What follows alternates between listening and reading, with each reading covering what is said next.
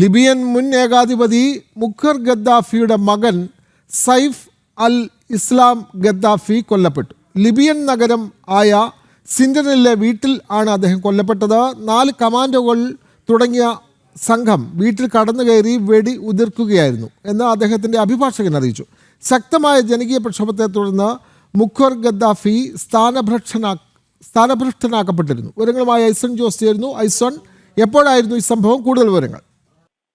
ഇന്നലെയാണ് ഈ സംഭവം നടന്നതെന്ന റിപ്പോർട്ടുകളാണ് പുറത്തു വരുന്നത്. നിലവിൽ നമുക്ക് ലഭ്യമാകുന്ന വിവരങ്ങൾ അനുസരിച്ച് ഈ നേരത്തെ നമ്മൾ സൂചിപ്പിച്ചതുപോലെ 2011 കൊല്ലപ്പെട്ട, അല്ലെങ്കിൽ 2011 അറബ് വസന്തം എന്നൊക്കെ പറയുന്ന രീതിയിൽ വലിയ രീതിയിൽ ഉയർന്നിരുന്ന ആ ഒരു പ്രക്ഷോഭത്തിന്റെ അടിസ്ഥാനത്തിൽ 2011 മുഹമ്മർ ഗദ്ദാഫി കൊല്ലപ്പെട്ടത്. മുഹമ്മർ ഗദ്ദാഫിയുടെ ഭരണകാലത്ത്, അതായത് ഇദ്രിസ് രാജാവിനെ ഇല്ലാതാക്കിയതിനു ശേഷം, ഇദ്രിസ് രാജാവിനെ അധികാരഭ്രഷ്ടനാക്കിയ ശേഷം 69 മുതൽ 2011 വരെ ലിബിയയിൽ അധികാരത്തിൽ തുടർന്ന മുഹമ്മർ ഗദ്ദാഫിയുടെ ഭരണകാലത്ത് അതിശക്തനായ ഒരു നേതാവായിരുന്നു സൈഫ് അൽ ഇസ്ലാം ഗദ്ദാഫി. ഗദ്ദാഫിയുടെ നേരെ 2015 നമുക്കറിയാവുന്നതാണ് വലിയ രീതിയിലുള്ള ചില നിയമ നടപടികളെല്ലാം തന്നെ ഉണ്ടായിരുന്നു. ലിബിയയിലെ ഒരു കോടതി അദ്ദേഹത്തിന് വധശിക്ഷ വിധിക്കുകയും ചെയ്തിരുന്നു. ഈ കാലയളവിൽ, അതായത് 69 മുതൽ 2011 വരെ, 72 അദ്ദേഹം ജനിച്ചത് എങ്കിൽ കൂടി അവസാന കാലഘട്ടങ്ങളിൽ, അതായത് മുഹമ്മർ ഗദ്ദാഫിയുടെ അവസാന കാലഘട്ടങ്ങളിലെല്ലാം തന്നെ ശക്തമായ ഭരണ സ്വാധീനം ചെലുത്തിയിരുന്ന വ്യക്തി കൂടിയായിരുന്നു.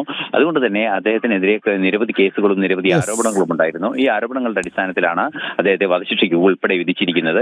ഇദ്ദേഹത്തിന്റെ വധം നടന്നിരിക്കുന്നു, ഇദ്ദേഹത്തെ കൊലപ്പെടുത്തിയിരിക്കുന്നു. 4 കമാൻഡോകൾ വീട്ടിൽ കടന്നു കയറി ആക്രമണം നടത്തിയെന്ന റിപ്പോർട്ടുകളാണ് പുറത്തു വരുന്നത്. വ്യക്തമാണ്. മുൻ ലിബിയൻ ഏകാധിപതി മുഖർ ഗദ്ദാഫിയുടെ മകൻ സൈഫ് അൽ ഇസ്ലാം ഗദ്ദാഫി വീട്ടിനുള്ളിൽ കൊല്ലപ്പെട്ടു. വിവരങ്ങൾ നൽകുകയായിരുന്നു ഐസൺ ജോസ്.